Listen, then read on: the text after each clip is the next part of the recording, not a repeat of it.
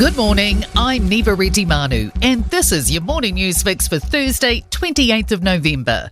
In this update, the first phase of the Royal Commission of Inquiry into the COVID-19 response will be presented to the government today.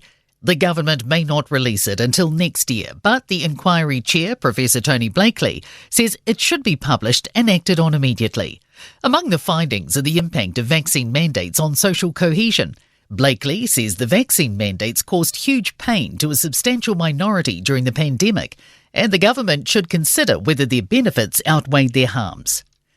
While the current war on inflation is over, there could be another one on the way. The Reserve Bank has cut the official cash rate to 4.25% and is forecasting more cuts next year sooner than previously expected.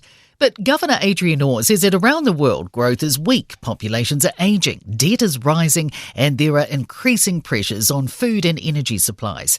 Add in extra tariffs as Donald Trump takes office, and prices could become a lot more volatile. What does that mean? A lot more price variability if and when global trade shifts. Globally, all central banks are expecting more volatility in relative prices. More results are expected today in relation to the elevated levels of arsenic detected in the Waikato River. The Water Services Authority says there's no risk to public health and the water is safe to drink.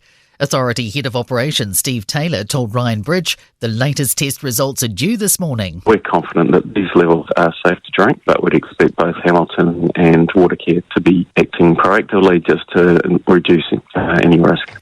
A Waikato mayor says yesterday's fatal crash shines a light on the state of the roading network. 13 people have been taken to hospital after the crash involving a tour bus and two other vehicles on State Highway 1 between Tiro and Piarere.